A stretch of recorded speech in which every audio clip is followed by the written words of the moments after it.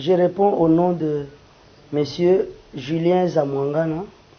Je suis originaire de la province du Congo central, donc de père et de mère, originaire du territoire de Luozi dans le secteur de Mongolwala. Mon père est du village Mukazu, c'est toujours dans le secteur de Mongolwala là-bas. Ma mère également est du village de Moussinda Anzabi, pour ceux qui connaissent. C'est vraiment le dernier village qui est à la frontière entre la République démocratique du Congo et le Congo-Brazzaville. J'ai fait mes études primaires à la mission protestante de Kingoï, pour ceux qui connaissent Kingoï. C'est également entre Brazzaville et la République démocratique du Congo. C'est vraiment, c'est le juste milieu, quoi. Donc déjà, à 2 mètres de la RDC, vous êtes justement à Brazzaville. Et je suis également allé étudier au petit séminaire de Kiboula à Kassi, pour ceux qui connaissent un peu le territoire de Songololo à Kassi. Donc c'est l'unique petit séminaire qu'on a pour le diocèse de Matadi. Après là-bas, malheureusement, j'avais un oncle qui m'élevait, qui était un prêtre, qui n'avait pas voulu que je devienne prêtre parce que lui, il était déjà prêtre.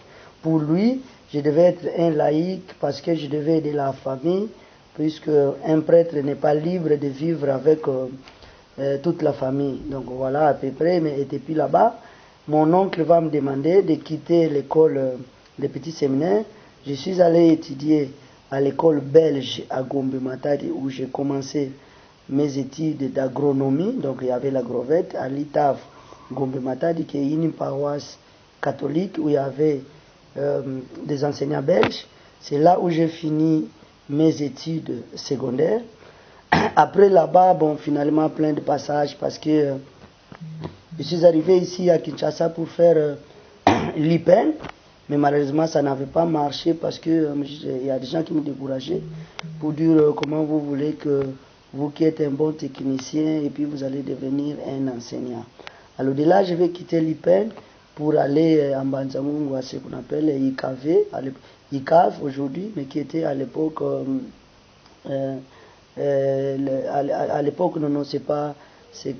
Actuellement, c'est ICAV, mais à l'époque, bon, le nom va venir, comment on appelait ça. Mais de là également, je vais embrasser la carrière ou la faculté de droit. Mon oncle, le prêtre, très fâché, il va me demander de quitter cette école. Et je suis allé au centre de recherche de l'Université pour finalement reprendre avec l'agronomie. Et de là, j'ai fini, après ces études. Je suis arrivé ici à Kinshasa où j'ai poursuivi ma licence en administration et gestion de projet. Donc, je suis licencié en administration et gestion de projet à l'IP Kinkole. J'ai intégré le système des Nations Unies comme superviseur aux Nations Unies, donc à la FAO. Après là-bas, 2 ans après, je suis devenu chef de bureau de la FAO et consultant national dans plusieurs provinces, notamment le Congo central, le Grand Bandundu, aujourd'hui subdivisé en 3 provinces, le Katanga, le Nord Kivu, le Sud Kivu, le Tanganyika. Et il faut signaler qu'après le Bandundu, je suis plébiscité meilleur gestionnaire des projets. C'est comme ça que j'ai bénéficié d'une bourse d'une dame qui habite aujourd'hui, que je salue en passant, Madame Christiane Messier, qui est à Rome, qui avait tout fait pour que j'aie une bourse pour aller poursuivre mes études en Europe. Et donc de là, en 2016, je suis allé en Europe pour faire un master en management de la sécurité alimentaire. Au fait, déjà l'homme blanc, il voyait déjà, mais comme vous le savez, bien d'autres ne le savent pas, d'ici 2030, les effectifs du monde vont pouvoir doubler. Et que la République démocratique du Congo est comptée parmi les pays qui vont doubler à 2 la population. Donc, c'est comme ça que l'homme blanc a mis en place un master de management. Au fait, c'est un master où on vous apprend comment manager les équipes multidisciplinaires. Donc, c'est que nous appelons manager une équipe de la fourche à la fourchette pour nous qui sommes ingénieurs agronomes. Donc, de la production jusque dans la bouche. Donc comment vous pourriez diriger une société agricole qui commence déjà par la production, l'évacuation, la transformation, la commercialisation et la consommation. À partir de Paris, là-bas où j'étais, mais il faut signaler que c'est après que la France m'avait découvert parce que j'ai étudié à Uni-la-Salle, la plus grande école, ce que nous appelons aussi université polytechnique, qui forme les grands ingénieurs au monde. Donc c'est là où j'ai étudié. Et de là, le directeur général qui était là et les présidents vont me découvrir. Ils vont faire de moi déjà un conférencier. J'animais plusieurs conférences au niveau du Sénat et Parlement français, mais aussi devant la Chambre du commerce, la Chambre d'agriculture. On va me découvrir là-bas. C'est comme ça que déjà, tout en étant élève, ce que nous appelons ici étudiant, j'ai été recruté comme assistant du président de EDF, d'Ossebon en France. J'étais vraiment son assistant principal parce que j'avais comme mission de développer l'entreprise en Afrique avec comme la RDC comme porte d'entrée pour l'Afrique. Et vous vous souviendrez que en cette année-là, c'était l'année où la RDC était en turbulence. Il y avait ceux qui réclamaient déjà que Kabila ne pouvait pas prolonger son mandat. Il y avait tout un tas de problèmes en République démocratique du Congo. L'insécurité à l'Est, tueries, tout ça. Ce qui avait fait que je ne pouvais pas venir ici avec le président de Sebron et le groupe EDF.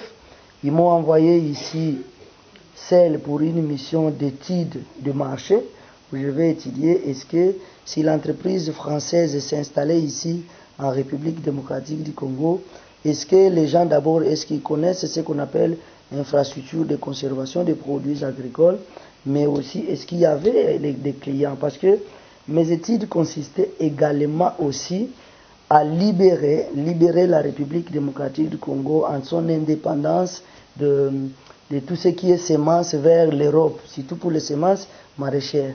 C'est comme ça que j'ai eu la chance. Mon président m'a amené au Japon, il m'a amené au Qatar, il m'a amené en Belgique, au Jean Blou, où je devais étudier aussi, faire des études de ce qu'on appelle les écolabs, c'est-à-dire les laboratoires d'écologie.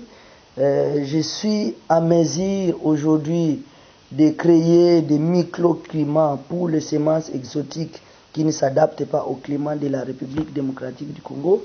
Donc je peux faire appel à un climat qui s'adapte à telle ou telle culture à peu près. Je suis allé dans le grosso modo parce que ce n'est pas une émission agricole.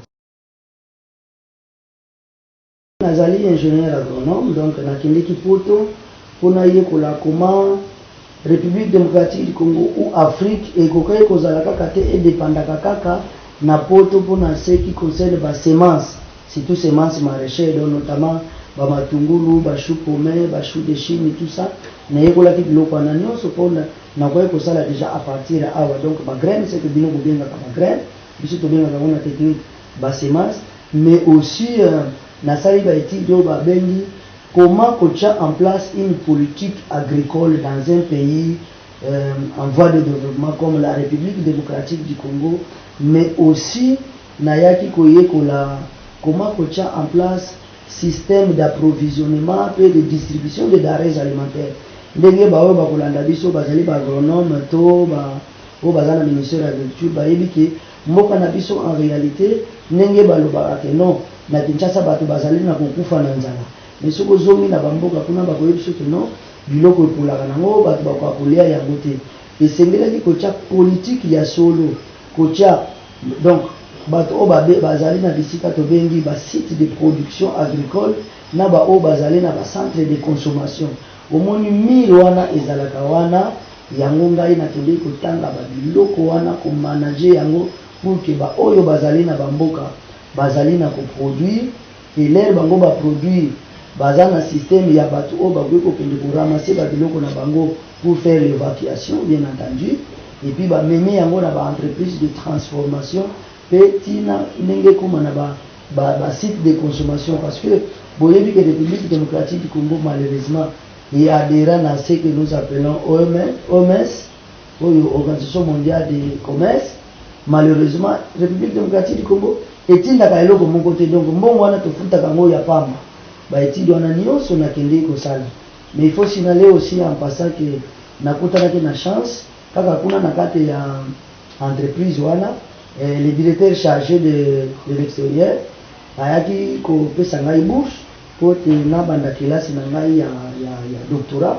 Donc na bandaki te doctorat na ngai, thèse de doctorat na biodiversité de l'écologie. Na kati ya biodiversité de l'écologie esengelaki natala un peu ba impact positif na impact négatif ya agriculture na kati ya environnement. Ba technicien bakolanda ngai bayebi un peu résultat nini oyo ngai na posa na bibisa mpona kosunga République démocratique du Congo pe contribuer na kopesa modèle ya agriculture oyo tokoki na kosala. Naaki kozonga na République démocratique du Congo, Nations Unies, dire que ba obligé que ngai c'est encore trop fort, mais depuis l'Europe là-bas bali kobenga ngai nazonga pona ya kosunga République démocratique du Congo parce qu'il y avait un grand financement pour essayer qu'il fallait un bon gestionnaire à Bambongo wana aya ko gérer ya projet moko justement encadré qui na l'étude na ngai na salaki na France. Donc projet moko financé par le gouvernement suédois après ça que mon solo na ba Nations Unies où ezalaki PAM pe ya FAO où ezalaki ogo babengi na anglais split chain, c'est-à-dire que tozaki ko valoriser chaîne nyonso ya agriculture comme la production ti na consommation. Donc yango na ko valoriser na ki chef de bureau kuna, chef de projet kuna yango memaki ngai nazala mokambi ya FAO pour les projets aux actes sécurité dans les grands Tanganyika. Donc déjà na Kalemi, Nyunzu, Kabalo, Manono, dans le sud Kivu ezaki na Uvira pe na Bukavu, dans le nord Kivu na Ruchuru, Kiwanja et puis Goma wana. Bon. Ndenge na monaki ke IDPS ezongaki na Bukonzi nayaki kokita na Matadi oyo ezali fief na ngai po ete nayeba na koloba bolamu ya Félix Tshisekedi na bakongolais pe bana Congo central. Donc nako travailler kuna malheureusement ba image efutaki pa na biso na mosala ndenge boyebi ke Nations Unies ezali apolitique nyonso wana ememaki Nations Unies ke baya ko résilier contrat na ngai. Moi ce que je sais déjà na Nations Unies nakomaki consultant national comment il faut voyager que moi comment qui parmi les bons gestionnaires il y a ba projet il y a mosoro ebele na Nations Unies. Après kolongwa na ngai na Nations Unies nayaki kovanda pendant 2 mois na chemaki nazaki na ndako, mais grâce na chef direct na ngai en passant monsieur le conseiller principal du chef de l'État en matière de l'éducation et recherche scientifique Jean Tezo Kianti ayaki kokomisa ngai assistant principal na ye chargé de mission na cabinet ya président de la République Félix Tshisekedi oyo Nzongianzila. Mais kuna na kata cabinet pe nakendeki maboko pamba peut parce que nakokaki ko expérimenter expérience nyonso nga nazwaki na Nations Unies na memango na cabinet ya chef de l'État sima nango puisque nazali cadre ya IDPS naki kozwa ba encouragement ya secrétaire général na ngai Augustin Kabuya que je salue aussi en passant et puis son directeur de cabinet Serge baye kopesa ngai makanisi kuna koloba comme bwanya ezali maele ezali esengeli kosala ba structure ya encadrement ya ba jeunesse nde nayi kocha en place elongo na baninga na ngai ba Freddy Duyeye ba Salomon wetu ba Blaise Matumbu ba Yannick tozali belé toye kocha en place une structure d'encadrement de la jeunesse. Vous avez une structure d'appui, il y a IDPS. Au départ, ils allaient qui AGICO, Action de jeunes nés Congo de l'IDPS. Mais au fil du temps, ils allaient qui évoluer, impact, ils allaient qui l'activité, ils allaient qui manquer simili, ils allaient qui s'habiller que nous, pourquoi ils ont connu nous ça les amalamu, mais pourquoi vous limitez seulement au niveau de Nekongo? Parce qu'il faut se le dire que l'objectif de la mission ils allaient qui encadrement et la jeunesse, mais pour préserver les intérêts des peuples Nekongo. Oyo bazali na kati ya IDPS. Et comme vous le savez, province ya Congo central ezali deuxième force ya na kati ya IDPS. Donc esengelaki vraiment ezala na bakombata babata oyo bazali kosibattre pour que bayebana vraiment na kati ya IDPS. Fil du temps na yaki korefléchir na elongo na baninga toyaki kolongola AGICO ekomaki AGICODE oyo elingi koloba action de jeunes congolais pour le développement. Kuna na kati ya action de jeunes pour le développement totikali kaka na encadrement de la jeunesse. Donc kuna toyeki korefléchir tozali kozala na encadrement ya la jeunesse. Chef de l'État asali service moko rattaché na présidence oyo azali kotina na service ya changement de mentalité. Mais pour la kosunga bandeko ya changement de mentalité toyeki komona totia structure en place côté tosala encadrement ya jeunesse. Mais quand on a ce qu'on appelle le patriotisme, le civisme, qu'on les sabagènes au bazar censé qu'on remplacer les colons au bazar ministre, les mandataires, les bourgmestres, les maires de la ville, les gouverneurs, bref, au bazar la gestion de la République, au bazar gérer le pays. C'est là que les jeunes ont bazar la mentalité, une autre manière de faire les choses. On ne va pas commencer, continuer. Il y a un spectacle, c'est tous les jours qu'on arrête les gens pour un détournement. Alors là, il y a AGICODE, il y a le civisme, le patriotisme. Il y a le civisme, le patriotisme, il y a la responsabilité de gérer l'État. Pour gérer, tu ne peux vivre que de ton salaire et les avantages liés à ta fonction. Le détournement, c'est vraiment dire non. Donc, biso tozali ko évoluer na ndenge wana na kati ya AGICODE na ko revenir na AGICODE en dehors ya AGICODE nazali pe na fondation monene oyo babengi FJZ, fondation Julien Zamwangana oyo ezali basé na kati ya Congo central oyo ezali kokamba bamama ebele ya matadi oyo toza na bango kuna ezali purement une structure ya sociale. Donc kuna tomekaka kosunga bandeko na biso vulnérable ou bazali ba PVV, ba personnes vivant avec PVH, ba personnes vivant avec handicap, ce que nous appelons les enfants de la vie, ba chede, ba kuluna, ba orphelin, ba fille mère, on a tout ça la encadrement na bango. Alors na kata AGICODE to procéder comme na ba formation. Tout ça par exemple la coordination minene ba bengi coordination nationale des étudiants. Donc dans chaque université et institut supérieur nous allons dans un comité, une commission, nous allons dans un autre ensemble, où nous allons le civisme et le changement de AGICODE, tout ça, soutien et visibilité, il y a action et il y a chef de l'État. Et que tout se limite à la visibilité,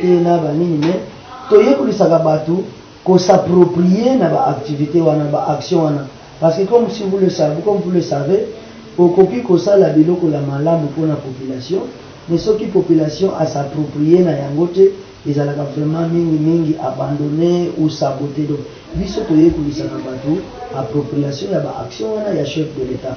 Lelo tozali na kokamba na province ya Congo central na utikuna parce que ndenge na lobaki na benga na zaki na zwaki mbela ya ba vulnérable ya ville de Matadi ba chege basanganaki autour de 800 chèques ya ville de Matadi parce que bamonaki photo na ngai na bureau na ngai privé na ngana na Matadi na ngai na président Félix Tshisekedi numéro ezali wana nde babengaki ngai na téléphone bayebisaki ngai ki papa tolingi totika vie oyo ya nzela kolala libanda pe kuluna. Donc nakende osula na bango nous avons lancé le projet ya encadrement ya bakuluna wana, donc ce qu'on appelle en français un projet de réinsertion socio-économique et professionnelle ya ba vulnérable wana oyo bazalaki bana basi mususu na yebaki na kopesa bango mwa ndambo ya mbongo ya musolo mpona ba commerce donc bakobanda déjà lobi na vie mususu wana na orienté bango au basi vers le centre ya couple couture misusu bazali kobanda garage koyekola ki chauffeur et d'autres ont demandé ba kocha basirage. Tout ça ça exige beaucoup de moyens. J'ai pu faire oyo na kokaki kosala misusu na promettre bango mais bureau na ngai oyo ezali kokamba na mama madame Emi Claudia oyo azali coordinatrice ya genre mpona AGICODE pe monsieur taxis wazali coordonnateur provincial ya Jiko na Congo central na muninga na ye monsieur Koko o azali secrétaire général ya fondation Julius Amwangana batikali kokamba bakulu na wana nyonso wana na kombo ya chef de l'État parce que tozali ko lutter contre la délégance juvénile mais aussi contre la pauvreté parce que ceux qui battent sans le savoir, ceux qui vont continuer, c'est une bombe à retardement pour garder il faut rendre des bango utiles dans la société. On ne peut que leur donner du travail, leur apprendre quelque chose, un métier, pour voir comment utile dans la famille, dans la bango et dans la société. Oui, projet on a allé sur le plan politique, il faut que Ajiko des alliés inasbel, normalement inasbel à politique, mais puisque ebotami na militantisme na biso ya IDPS, et puisque tous allez soutenir l'action ya Mokonzango Kafei, automatiquement tous allez politique. Souci na ngai nazali nango, c'est de doter au président de la République la majorité écrasante parlementaire à niveau ya province et à niveau national. Donc déjà comme vous pouvez le remarquer, vous pouvez sonder, vous allez na plus ou moins 68 000 jeunes, maman, au Basangani, na kata Ajiko de Fondation Julius Amwangana, rien que pour la province du Congo central. Donc, baye que ça là automatiquement, calcul parce que c'est vraiment les membres effectifs. Donc, au moins déjà, biso Ajiko, vous allez à mesure, il y a coupé ça un chef de l'État, rien que pour le Congo central, plus ou moins 8 députés provinciaux. Et puis, 5 députés nationaux, ce qui n'est pas peu de choses. Donc, contribution à Bisso, Ezali Malam. Chanson n'a vu que ça, le président de la République, Félix Antoine Tshisekedi Tshilombo, pour la 2023, Ezali Kakake, président assis à Zoa déjà, sans tricherie, sans nini, président Félix Tshisekedi, grâce à ma action, Aza déjà élu, à cause de la élu président de la République. Bisso Kozali, pour se battre pour que Azoba député belé pour tout tika théâtre ou pour voter une loi pour que Mboke Tambola Malamu il faut ba député ba vanda ba pesa ba condition biso to lingi to pesa ye ba député o ba kozala vraiment ya président Félix Tshisekedi. Donc Ajiko de jeunesse na ye indimi ko travailler na ye parce que parmi biso to kobimisa ba candidat député o ba kozala ba député pe ba ko ba kozala parce que tout ça la population est belé bangonde bakwa kosala na président Tshisekedi lakini nyonso kuna développement ya province ya République démocratique du Congo. Tshisekedi na lobi ya kozwa parce que bandeko na ngai Tshisekedi aye ko matérialiser tout ko tia en application loi oyo mobeko lobi que gratuité ya éducation de base mwana nyonso azali na éducation de base dans l'école primaire il faut que de gratuitement na école ya ko tia en application ndenge tomeke kosala ba calcul bon on a ba détourneur détourneur wana nazali ko décourager ba détourneur. Vous devez savoir que Félix Tshisekedi finit la récréation ba décourager. Soko zui responsabilité de gérer à ta quartier, à ta commune. Tika moyibi parce que ko tika bana na yo. Moi sinon ko tika la moi si na été sûr que tu as un divorce quoi mais sans mobile bana bakotika la ba orphelin alors que papa vivant mais a changé adresse na makala. Donc pour Félix Tshisekedi en tout cas l'état de droit ils allaient une réalité même biso ba eto sala kana ye même ses propres frères alors à tout moment na kangio na infraction il y a détournement ou tentative de détournement au pays boloko. C'est que nous encourageons nous en tant qu'Ajicode parce que pour nous aussi il s'agit de cela. Les choses doivent changer. Et comme on a un changement de mentalité, on a travaillé na biso parce que la coordination de changement de mentalité doit avoir une cible. Et je pense que sa cible devra être la jeunesse. Les jeunes ont la facilité de changer.